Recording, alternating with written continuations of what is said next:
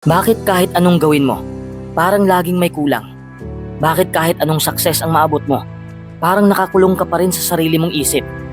Ang totoo, hindi kalayaan ang hanap mo, kundi kalinawan. At hanggat hindi mo nauunawaan ang mga bagay na to, mananatili kang bihag.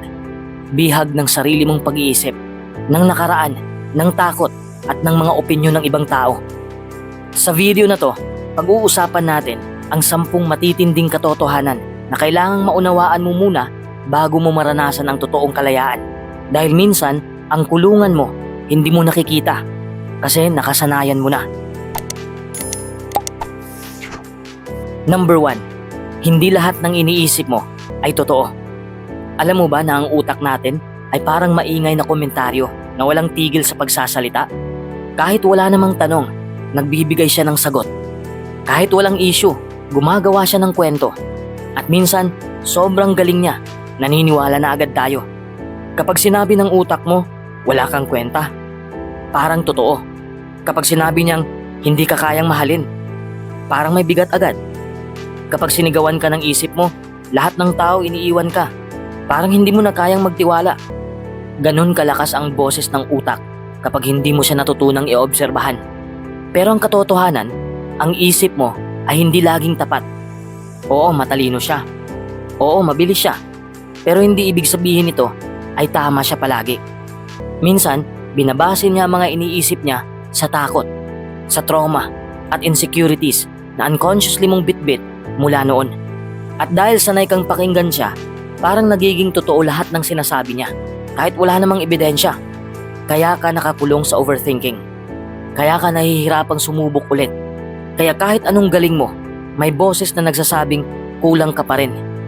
Ang problema ay hindi lang sa iniisip mo, kundi sa paniniwala mo sa bawat pumasok sa isip mo. Kasi hindi lahat ng dumadaan sa utak ay dapat pinaniniwalaan. May mga naiisip ka na galing lang sa pagod. May mga dumadalaw sa isipan mo na resulta ng rejection noon. May mga boses sa loob mo na hindi mo pala talaga boses, kundi echo lang ng mga sinabi ng ibang tao sa'yo nung bata ka pa. Pero dahil nakasanayan mo na, parang sarili mong paniniwala na ang pakiramdam. Kapag hindi mo alam na may karapatan kang kwestiyonin ang sarili mong iniisip, magiging alipin ka ng sarili mong kwento. At kung puro duda, puro takot at sakit ang laman ng kwento mong yon, paano ka magiging malaya? Ang tunay na kalayaan ay nagsisimula sa pagkaalam na may distansya ka sa pagitan mo at ng iniisip mo.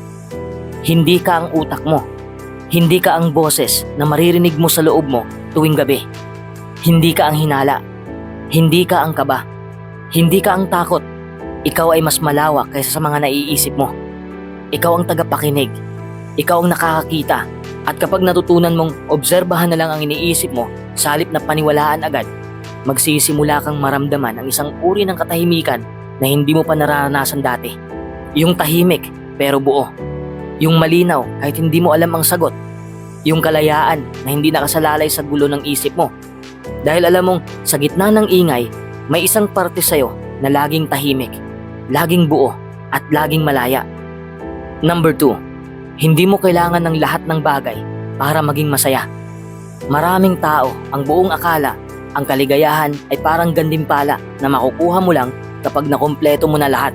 Magandang bahay, kotse, mataas na sweldo, branded na damit, at social media perfect na buhay. Para bang nakatali ang kasiyahan sa isang checklist na kapag hindi mo pa natatapos, hindi ka pa entitled maging masaya. Pero ang problema sa ganitong mindset ay hindi ito nauubos. Kasi bawat makuha mo, may bago na namang lalabas. May bago na namang trend, bagong gamit, bagong lifestyle goal. Kaya tuloy, kahit anong gawin mo, pakiramdam mo, kulang ka pa rin. Laging may kulang, laging may kailangan pang abutin, laging may dapat bilhin. At habang ganyan ka mag-isip, laging malayo sa'yo ang kaligayahan. Parang horizon na kahit anong lakad mo, hindi mo mararating. Sa kakahabol mo sa lahat ng bagay, hindi mo namamalayang naiiwan mo na yung mga simpleng bagay na tunay na nagpapagaan sa puso mo. Napapalitan ng pressure ang pasasalamat. Napapalitan ng inggit ang katahimikan. Napapalitan ng pagod ang kasimplihan ng buhay. Kaya importante ang tanungin ang sarili. Talaga bang kailangan mo ang lahat para maging masaya? O baka naman, kailangan mo lang matutong tumigil, huminga, At pansinin na meron ka na palang sapat. Kasi ang kasiyahan, hindi yan nadidikta ng dami ng ari-arian mo. Hindi yan nasusukat sa kapal ng bulsa mo o dami ng followers mo. Ito ay nasusukat sa gaan ng loob mo kapag gising ka sa umaga. Sa kakayahan mong ngumiti kahit walang bago. Sa kakayahan mong makontento kahit hindi ka viral, kahit hindi ka pinakamagaling, kahit hindi ka mayaman. Ang kaligayahan ay hindi sa dami, kundi sa kakayahan mong pahalagahan ang meron ka. Hindi mo kailangan ang lahat ng bagay para maging masaya. Kailangan mo lang ng mata na marunong makakita ng halaga kahit sa mga bagay na maliit. Doon nagsisimula ang tunay na freedom. Kapag hindi mo na kailangang patunayan ang sarili mo sa pamamagitan ng pag-aari, kundi sa katahimikan ng puso mo kahit wala kang ipinagyayabang. Number 3, hindi ka makakatakas sa sakit, pero pwede kang matutong maglakad kasama ito. Sa buhay, darating talaga ang sakit. Hindi tanong kung mangyayari ba ito, kundi kailan. At sa bawat hampas ng lungkot, pangungulila o pagkabigo, likas na reaksyon sa atin ang umiwas. Tumatakbo tayo, naghahanap tayo ng distraction, ng dahilan, ng paliwanag, ng kahit ano, basta wag lang natin maramdaman ang kirot. Kasi natatakot tayo. Dahil akala natin, kapag naramdaman natin ang sakit, madudurog tayo, matatalo tayo, matatapos ang mundo natin. Pero ito ang totoo, ang pagtakbo mula sa sakit ay hindi pagpapagaling. Ito ay pansamantalang pagtakas. At habang tinatakbuhan mo ang nararamdaman mo, mas lalo lang itong lumalalim, sumisiksik at bumabalik sa hindi mo inaasahang oras. Parang multo, tahimik sa umpisa, pero biglang susulpot sa gitna ng katahimikan mo.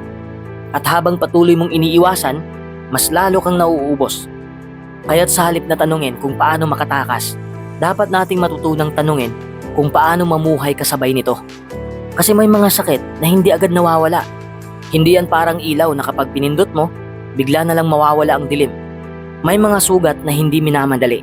Ang kailangan mo ay hindi solusyon agad, kundi space, oras, at ang pinakamahalaga, kakayahang tumanggap.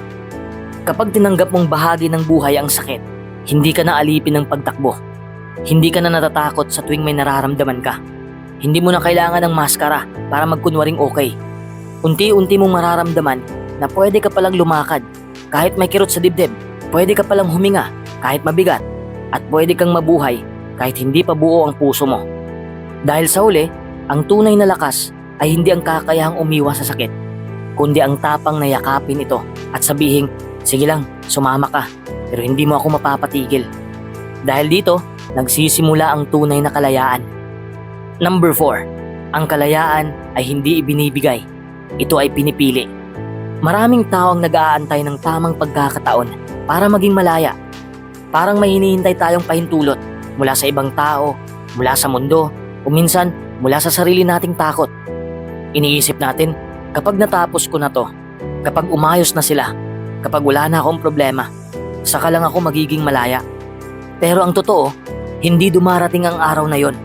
Kasi ang tunay na kalayaan, hindi yan inaabot ng panahon. Hindi yan nakasalalay sa kondisyon. Kalayaan ay desisyon. Kasi walang sino man ang may kapangyarihang iabot sa'yo ang kapayapaan sa loob mo. Walang tao, walang bagay o pangyayari ang makapagsasabi sa'yo kung kailan ka pwedeng matahimik, maging buo o huminga ng malalim. Ikaw lang. Ikaw lang ang may kapangyarihang pumili kung hanggang kailan mo hahayaang kontrolin ka ng nakaraan, ng takot, ng opinyon ng iba, ng expectations na hindi mo naman talaga pinili. Kalayaan ang sinasabi mong tama na kahit hindi ka pa sure sa susunod. Kalayaan ang pagtayo at pagsabing sapat na ako kahit walang pumapalakpak. Kalayaan ang pagtanggap na hindi mo kailangan ng permit para mabuhay ng totoo. Hindi ito parang award na ibibigay sa'yo kapag worthy ka na. Kasi wala kang kailangang patunayan para maging karapat-dapat. Ang kalayaan ay isang paninindigan na araw-araw mong pinipili. Minsan mahirap, minsan nakakatakot, pero sa tuwing pipiliin mong bitawan ang hindi mo na kontrolado, sa tuwing tatanggihan mong pabigat ng iba bilang batayan ng halaga mo, at sa bawat pagkakataong pipiliin mong sumulong kahit hindi pa malinaw ang lahat, iyon ang totoong kalayaan. Hindi ito dramatikong eksena. Madalas tahimik lang, simple, pero malalim, at totoo. Kaya kung gusto mong maging malaya, huwag mo na itong hintayin. Simulan mong piliin. Ngayon. Number 5. Ang nakaraan ay tapos na. Ikaw na lang ang hindi pa bumibitaw. Minsan, ang pinakamabigat na pasan ay hindi yung problema ng kasalukuyan, kundi yung alaala ng kahapon. Parang pelikulang paulit-ulit mong pinapanood sa isip mo. Mga eksenang puno ng sana, dapat, paano kung, ramdam mo pa rin yung bigat. Boses pa rin nila ang naririnig mo kahit tahimik na ang paligid. At kahit ilang taon na ang lumipas, parang kahapon lang ang sakit. Pero heto ang totoo, tapos na yon. Hindi mo lang matanggap, hindi mo lang mabitawan. At habang kumakapit ka sa mga bagay na hindi mo na kayang baguhin, unti-unti mong kinakalawang ang sarili mong kalayaan. Hindi umaabante ang buhay mo kasi lagi kang nakatalikod, nakatingin sa likod, sa mga alaala, sa mga kung pwede lang ulitin. Pero hindi na pwede, hindi na mangyayari. At habang inaalala mo pa rin ang mga hindi mo na kayang balikan, dumadaan sa harap mo ang pagkakataong pwedeng magpabago sa'yo. Pero hindi mo napapansin kasi abala ka pa rin sa pagbubuhay sa mga alaala ng nakaraan. Ang nakaraan ay parang isang pintuan na matagal nang isinara ng panahon. Pero ikaw, hawak-hawak mo pa rin ang doorknob. Ayaw mo pang bitiwan. Umaasang kapag hinawakan mo ito ng matagal, baka sakaling bumukas ulit. Pero hindi na ito babalik. Hindi na ito para sa'yo. At ang totoo, habang nakakapit ka pa dyan, hindi ka makakapasok sa mga bagong pintuan ng buhay na nakalaan para sa'yo ngayon. Hindi mo kailangang kalimutan ang nakaraan, pero kailangan mong tanggapin na tapos na ito. Hindi mo kailangang burahin ang sakit, pero kailangan mong piliing gumaling. Dahil sa bawat araw na pinipili mong manatiling nakakapit sa lumipas, isa kang araw na nawawala sa hinaharap mong kayang-kaya mo sanang buuin. Hindi ka binibigo ng panahon, hindi ka pinagtataksila ng buhay, pero baka kailangan mo lang talagang harapin ang katotohanan. Hindi ka na nabibigo ng nakaraan. Ikaw na mismo ang humahadlang sa sarili mong paglaya. At minsan, ang tunay na tapang ay hindi ang lumaban, kundi ang bumitaw. At sa pagbitaw mo, doon mo lang mararamdaman ang gaan. Doon mo lang makikita ang liwanag. Doon mo lang muling maririnig ang sarili mong tinig. Ang boses ng isang taong handa nang mamuhay muli. Malaya, buo, at tuluyan ng nakalampas. Number 6. Ang pagiging busy ay hindi laging pagiging productive. Sa panahon ngayon, parang naging badge of honor na ang pagiging abala. Kapag tinanong ka kung kamusta ka at sinagot mong sobrang busy, parang may kasamang pride. Para bang ang pagiging laging may ginagawa ay tanda ng kasipagan, tagumpay o halaga mo bilang tao. Pero ang hindi napapansin ng marami, unti-unti na palang nabubura ang linya sa pagitan ng pagiging busy at pagiging productive. Kasi may malaking pagkakaiba ang dalawa. Ang pagiging busy ay madalas puno ng kilos, puno ng galaw at ingay, pero wala namang direksyon. Yung tipong sunod-sunod ang ginagawa mo, pero sa dulo ng araw, parang wala ka namang tunay na natapos. Puno ang schedule mo, pero bakante ang pakiramdam mo. Sa labas, mukhang aktibo ka, pero sa loob, parang inuubos mo lang ang sarili mo sa mga bagay na hindi naman talaga mahalaga. Para kang nasa gyera araw-araw, pero hindi mo na maalala kung bakit ka lumalaban. Dumarating ka sa punto na kahit pagod ka na, hindi mo pa rin maipaliwanag kung anong napala mo. Pakiramdam mo, kailangan mo pang magdagdag ng gagawin para lang mapatunayan sa sarili mong may silbi ka. Pero ang totoo, baka ang kailangan mo ay hindi pa mas maraming gawain, kundi mas malinaw na bakit. Hindi mo kailangang ubusin ang oras mo sa kabisihan para maramdaman mong productive ka. Kasi ang tunay na productivity ay hindi nakikita sa dami ng galaw, kundi sa lalim ng saysay ng bawat ginagawa mo. Minsan, ang pagiging busy ay nagiging paraan para takasan ang sarili. Tumatakbo ka sa kaliwat kanan para hindi mo maramdaman ang katahimikan. Kasi baka sa katahimikan, marinig mo ang tanong na matagal mo nang iniiwasan. Ito ba talaga ang gusto ko? Para kanino ba talaga lahat ng ginagawa ko? At kung hindi mo kayang sagutin yan, mas madaling magpakalunod sa schedule kaysa humarap sa sarili. Ang pagiging busy ay madaling gawin. Punuin mo lang ang kalendaryo mo, tapos. Pero ang pagiging productive ay mas mahirap kasi kailangan itong malinaw na intensyon, matinding disiplina at lakas ng loob na magsabi ng hindi sa mga bagay na hindi talaga mahalaga.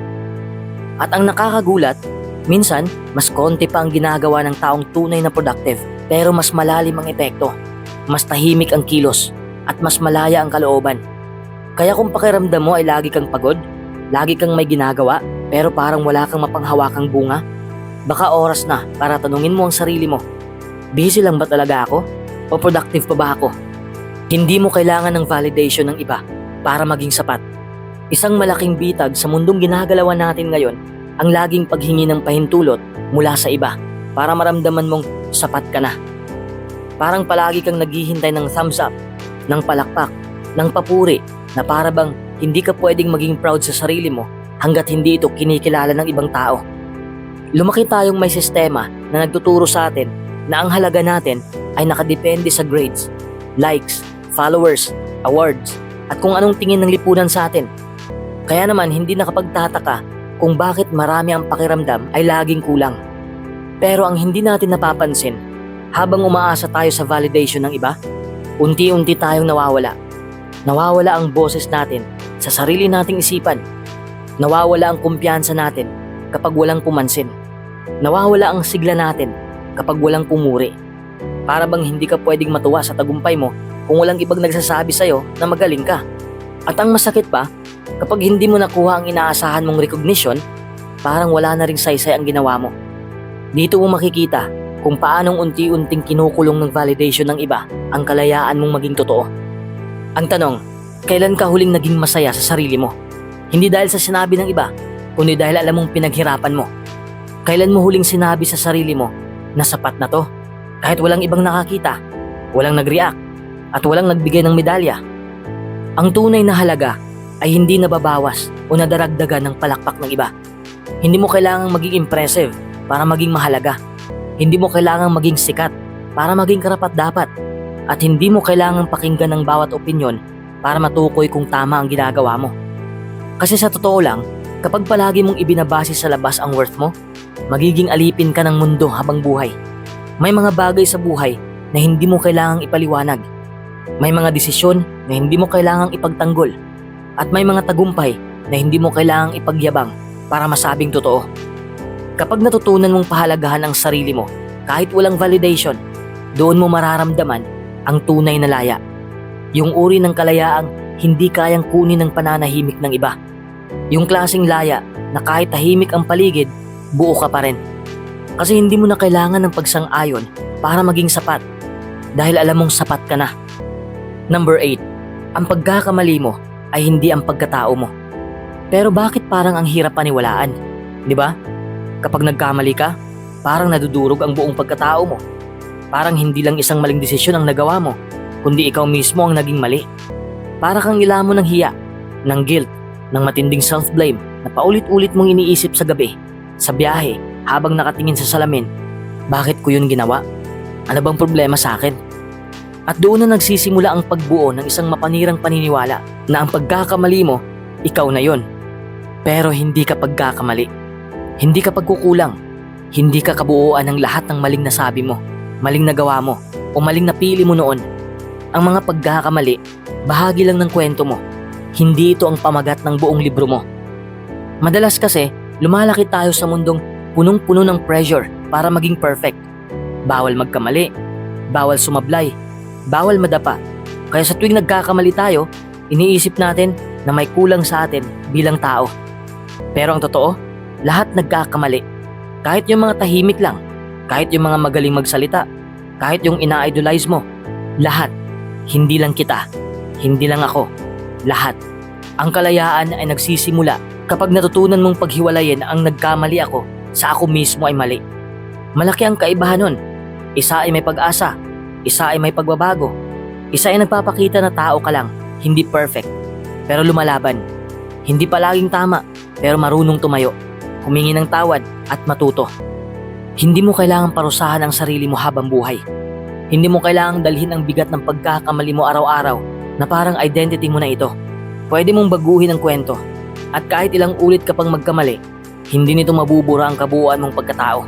Dahil ikaw ay higit pa sa anumang sablay na nagawa mo. Kapag natanggap mo yan, doon magsisimula ang totoong paglaya.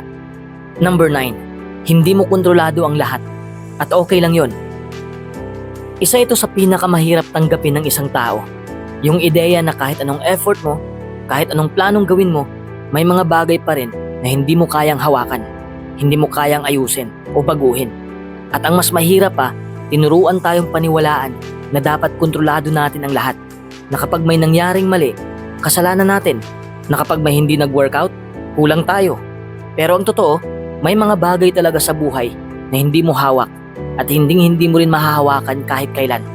Kapag lagi mong iniisip na dapat ikaw ang may hawak ng manibela sa lahat ng aspeto ng buhay mo, mapapagod ka, mauubos ka. Kasi bawat aberya, bawat delay, bawat sagot na hindi ay ituturing mong personal na pagkatalo. Parang ikaw ang may pagkukulang. Pero minsan, hindi mo lang talaga kontrolado ang timing. Hindi mo kontrolado ang ibang tao. Hindi mo kontrolado ang reaksyon nila, ang opinyon nila, ang desisyon nilang lumayo o manatili. Hindi mo kontrolado kung kailan darating ang resulta ng paghihirap mo o kung kailan ka nila makikita. At dito pumapasok ang kalayaan. Kasi ang tunay na kalayaan, hindi nanggagaling sa pagkontrol, kundi sa pagtanggap. Sa punto na sasabihin mo sa sarili mo, ginawa ko ang kaya kong gawin. At yung iba, ipagpapasa Diyos ko na. Hindi ito kahinaan, hindi ito pagsuko, ito ay karunungan. Kasi hindi lahat ng laban ay kailangan mong salihan. Hindi lahat ng gulo ay dapat mong ayusin. Hindi lahat ng tanong ay kailangan mong sagutin ngayon. Ang daming bagay sa mundo na hindi mo kayang kontrolin, pero kaya mong kontrolin kung paano ka magre-react, kung paano ka magpapatuloy, kung paano mo alagaan ang sarili mo sa gitna ng kawalan ng kasiguraduhan. At kapag natutunan mong bitawan ang pangangailangang kontrolin ang lahat, doon mo mararamdaman ang tunay na gaan. Hindi ka na laging tense, hindi ka na laging takot. Kasi alam mong kahit hindi mo hawak ang lahat, kaya mong mabuhay ng may tiwala, kapayapaan at lakas. At ang pinakamagandang parte, sa pagtanggap na hindi mo kontrolado ang lahat, nagkakaroon ka ng space para magtiwala. Sa sarili mo, sa proseso, sa mas malaking plano na hindi mo pa nakikita. Doon nagsisimula ang kalayaan, sa pagbibigay laya rin sa sarili mong huminga, mabuhay at magtiwala kahit walang kasiguraduhan. Number 10, ang pagpapatawad ay hindi pagbibigay laya sa kanila, kundi sa sarili mo. Ang pagpapatawad ay isa sa pinakamahirap na hakbang na kailangang tahakin ng isang tao, lalo na kung ang sakit ay malalim, matagal at paulit-ulit. Minsan iniisip natin na kapag pinatawad natin ang isang tao, para na rin nating sinabi na ayos lang ang ginawa nila o kalimutan na lang natin. Kaya pinipili nating huwag magpatawad para panindigan ang tama, para hindi sila makalusot, para maramdaman nila ang bigat ng kasalanan nila. Pero sa gitna ng paghihigpit natin sa galit at sama ng loob, hindi natin namamalayang tayo mismo ang naiipit. Tayo ang hindi makatulog sa gabi. Tayo ang madaling mapikon. Tayo ang natatali sa alaala ng nakaraan. Habang sila, maaaring tuloy na ang buhay. Hindi naman lang tayo naaalala. Pero tayo, parang nakatali pa rin sa isang eksenang matagal nang tapos. Parang pelikula na nakapos, pero hindi natin maipindot ang play. Dito natin makikita ang totoo. Ang pagpapatawad ay hindi tungkol sa kanila. Tungkol ito sa'yo. Sa puso mo, sa kapayapaan mo, sa katahimikan ng isip mo. Dahil ang hindi pagpapatawad ay parang lason na ikaw ang umiinom. Pero umaasa kang sila ang mamamatay. Isang bigat na araw-araw mong pasan kahit wala ka nang mapapala. Hindi ibig sabihin ng pagpapatawad ay papayagan mo silang ulitin ang ginawa nila.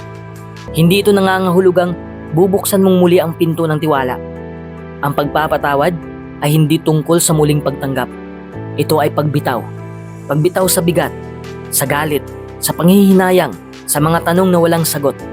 Ito ay pagsasabi sa sarili mo na pagod na ako, karapat-dapat din ako maging payapa. At kapag napatawad mo na, hindi ibig sabihin ay biglang mawawala ang sakit. Pero unti-unti, mararamdaman mong gumagaan. Parang unti-unti kang lumalakad palayo sa lugar kung saan ka nasaktan at palapit sa lugar kung saan ka pwedeng gumaling. Sa huli, hindi sila ang pinapalaya mo. Ikaw ang unti-unting nakakawala sa tanikala. Ikaw ang unti-unting humihinga ng mas malalim. At ikaw ang unti-unting nagkakaroon ng kapayapaang matagal mo nang hinahanap. Sa huli, ang tunay na kalayaan ay hindi isang bagay na basta mo lang mahahawakan o makukuha sa isang iglap. Ito ay isang proseso. Isang paglalakbay na puno ng pagtuklas, pagtanggap at pagbibigay daan sa sarili mong lumaya mula sa mga tanikala na matagal nang nakakadena sa iyong isipan at puso. Minsan, masakit tanggapin na ang mga limitasyon na nararamdaman natin ay hindi palaging kontrolado ng ating mga kamay. Pero dito nagsisimula ang unang hakbang tungo sa kalayaan. Ang kapayapaan na hinahanap natin ay hindi nagmumula sa pagpilit na baguhin ang lahat sa paligid natin, kundi sa pagpapalaya sa sarili nating isip mula sa mga paniniwala at pagdududa na nagpapahirap sa atin.